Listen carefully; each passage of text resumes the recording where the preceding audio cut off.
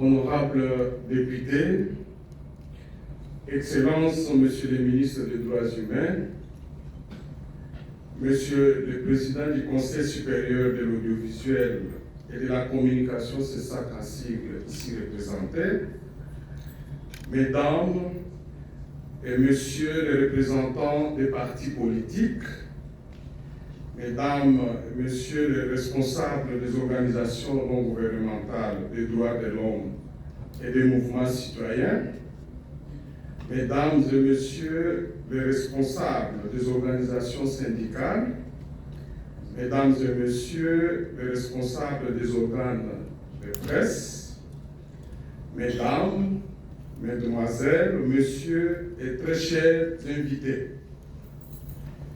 Il y a exactement 26 jours que les dernières lueurs de l'année 2022 tiraient leur révérence en faisant allégeance à l'année 2023. L'Association congolaise pour l'accès à la justice, ACAJ ainsi, saisit cette opportunité par ma modeste personne pour vous remercier d'avoir accepté de l'honorer en rehaussant de votre présence inestimable cette cérémonie de présentation de vœux. Qu'il me soit permis de vous souhaiter à vous-même qu'ainsi à vos familles respectives mes vœux les meilleurs de santé, de prospérité et surtout de paix profonde tout au long de cette année nouvelle 2023. Je voudrais particulièrement saluer la présence dans cette salle de son Excellence, Monsieur le ministre des Droits humains. Cette présence est l'expression de l'écoute que de l'attachement du gouvernement au prescrit de l'article 37 de la Constitution qui dispose, je cite, « L'État garantit la liberté d'association, les pouvoirs publics collaborent avec les associations qui contribuent au développement social, économique, intellectuel, moral et spirituel des populations et à l'éducation des citoyens. Cette collaboration peut revêtir la forme d'une subvention. » Mesdames, Mesdemoiselles, Messieurs et très chers invités, l'année 2022 a été marquée par la résurgence du mouvement terroriste M23, soutenu, nourri et armé par le Rwanda. Tous les rapports disponibles indiquent que la République démocratique du Congo est victime d'une agression de ces derniers pays pour des raisons économiques et hégémoniques. Sur cette question, la CAJ salue la bravoure du peuple congolais et de toutes les institutions dont la mobilisation a débouché sur la condamnation unanime du Rwanda par la communauté internationale. En effet, l'Organisation des Nations Unies a été créée au fait notamment de maintenir la paix et la sécurité internationale, de prendre des mesures collectives efficaces en vue de prévenir et d'écarter les menaces à la paix et de réprimer tout acte d'agression ou autre rupture de la paix. Se fondant sur ces credos, la CAJ estime que la condamnation seule ne suffit pas. Dans un même contexte temporel marqué par l'agression de l'Ukraine par la Russie, plusieurs membres du Conseil de sécurité n'ont pas hésité, d'une part, à condamner cette rupture de la paix internationale et, d'autre part, à se mobiliser derrière l'Ukraine pour lui fournir une assistance multiforme au fait de lui permettre de faire face à l'agression dont elle est victime.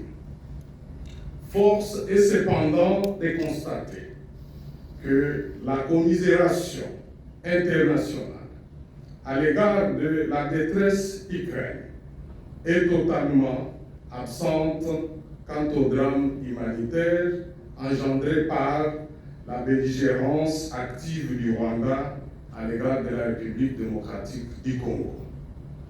La question que d'aucuns se posent est de savoir pourquoi la République démocratique du Congo, un pays aux superficies et démographie continentale, accuse une telle vulnérabilité chronique. En effet, depuis des années, la République démocratique du Congo fait face à une instabilité sécuritaire, surtout dans sa partie est. Ces poches récurrentes de déstabilisation ne cessent d'endayer plusieurs de nos compatriotes. Cette situation pourrait s'expliquer par la structure des forces armées de la République démocratique du Congo en pleine crise identitaire depuis plusieurs années. En effet, les FARDC actuels, hérités du brassage et mixage consécutif à l'accord global et inclusif sur la transition en RDC, signé le 17 décembre 2002 en République sud-africaine entre le gouvernement de la RDC, le Rassemblement congolais pour la démocratie, le Mouvement de libération du Congo, le Rassemblement congolais pour la démocratie, Mouvement national, le Rassemblement congolais pour la démocratie, Mouvement national et les Maïmaï sont une armée composite et éloignée de ses missions traditionnelles, à savoir de connaître et d'anticiper, de prévenir et de dissuader, protéger et intervenir. Bref, dans une telle configuration, maintenir la paix dans les pays et les défendre contre les agressions extérieures, faire respecter l'ordre public et assurer la sécurité des personnes deviennent illusoires. Or, dans un état de droit, l'armée, soumise au pouvoir civil, devrait assumer la fonction que lui assigne la Constitution, c'est-à-dire la défense de la souveraineté nationale. Les descriptifs suspendés imposent une véritable refonte des FARDC dans leur organisation et fonctionnement interne, comme dans leur rapport avec la société. Tout cela passe, d'une part, par leur professionnalisation afin qu'elle soit véritablement une armée républicaine et d'autre part, par une amélioration des conditions de travail et de vie des militaires, sans lesquelles l'efficacité sur le terrain relève d'un fantasme. Dans ce cadre, la CAGE, tout en saluant la récente ratification par le Parlement de la loi de programmation militaire, engage le gouvernement de la République à ne pas lésiner sur les moyens pour sa mise en œuvre effective et urgente afin de permettre la construction et, in fine, la montée en puissance d'une armée débarrassée des infiltrés patentés ainsi que des chefs militaro-affairistes plus préoccupés par les prébendes tirées de leur position dans la hiérarchie militaire. Mesdames, Mesdemoiselles, Messieurs et très chers invités, la CAGE prend bonne note du lancement de la phase d'identification et d'enrôlement des électeurs dans les aires opérationnelles 1 et 2.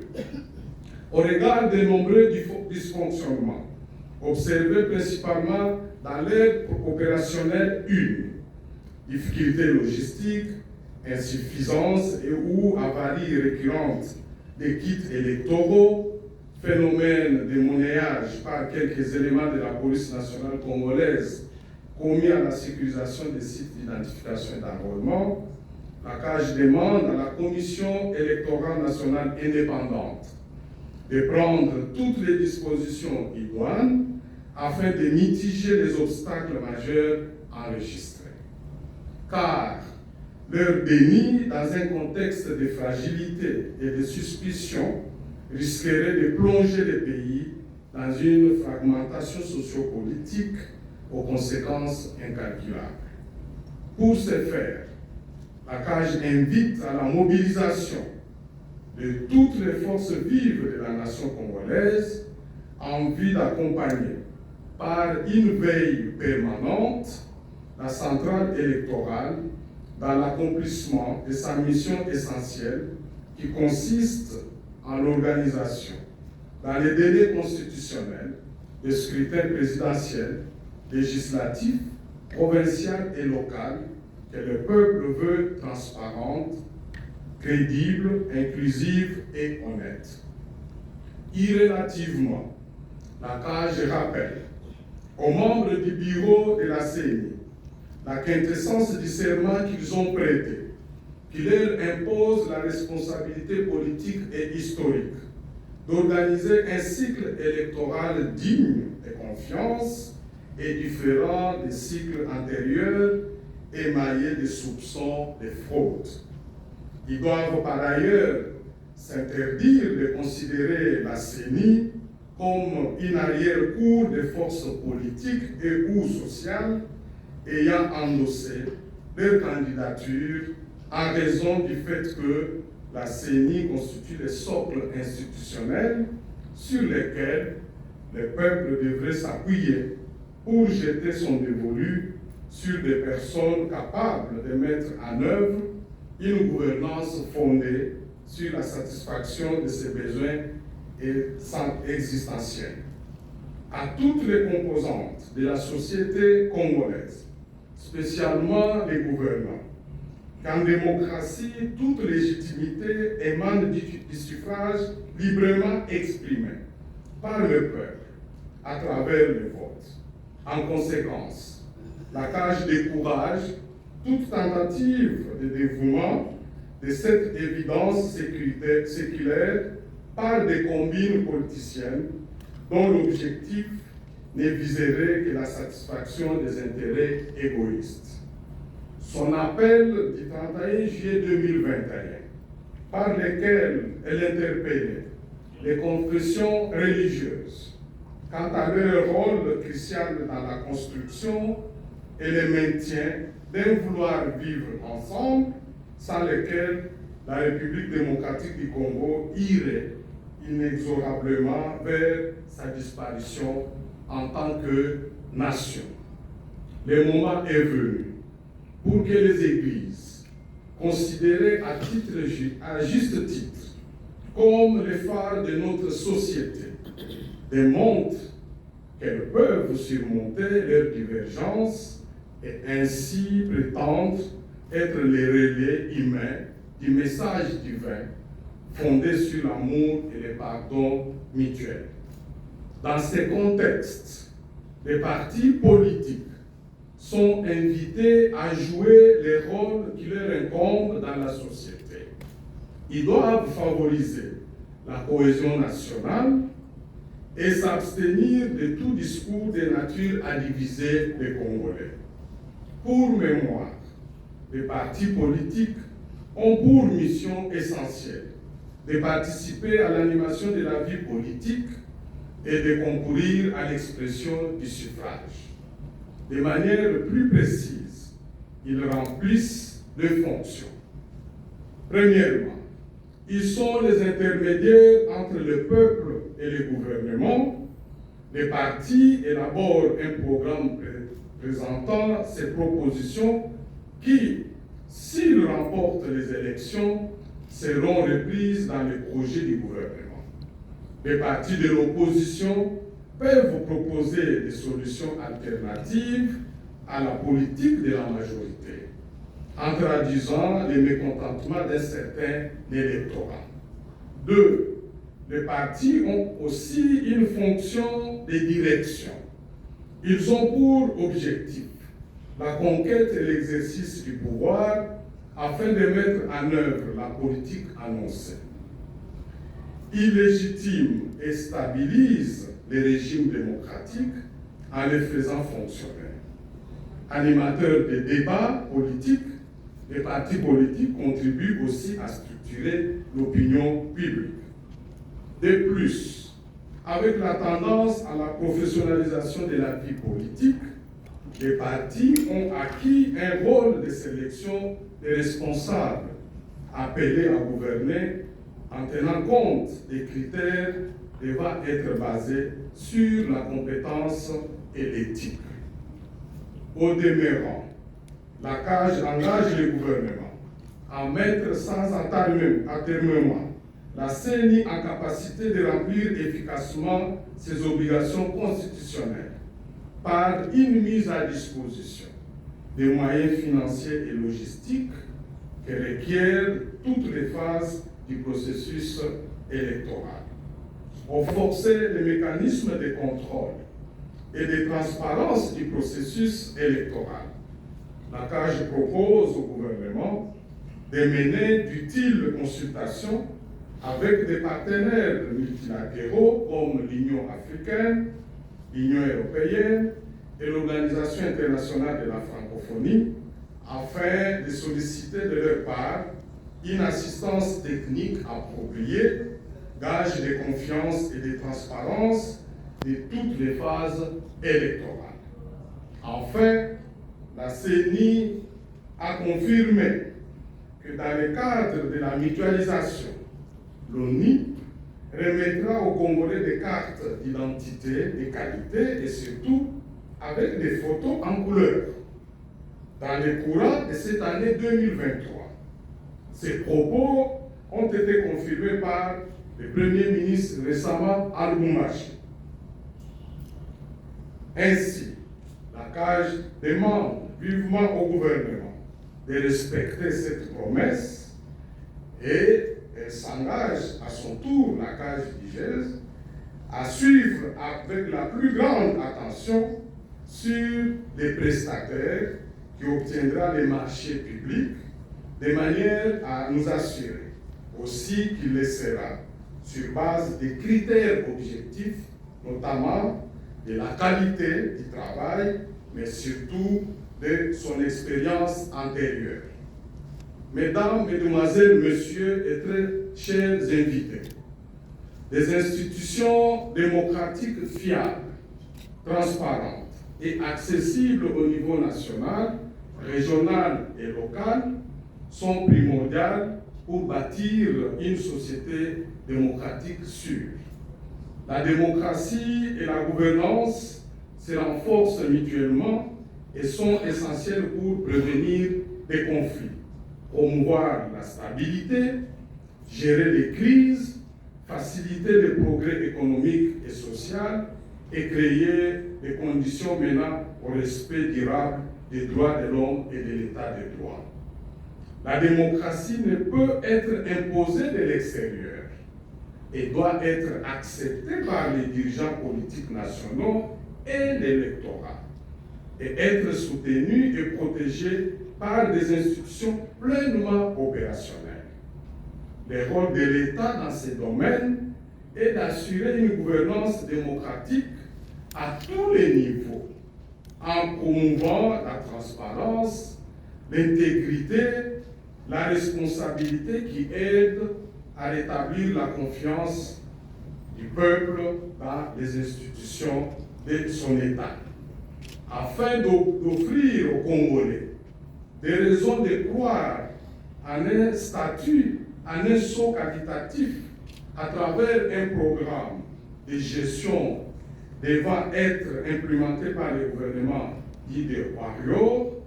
Les axes suivants avaient été décidés et soutenus par le Premier ministre, à savoir la restauration de l'état de droit, la transparence dans la gestion des ressources naturelles, la lutte contre la corruption et la concussion et l'instauration d'une justice distributive dans l'affectation des ressources publiques.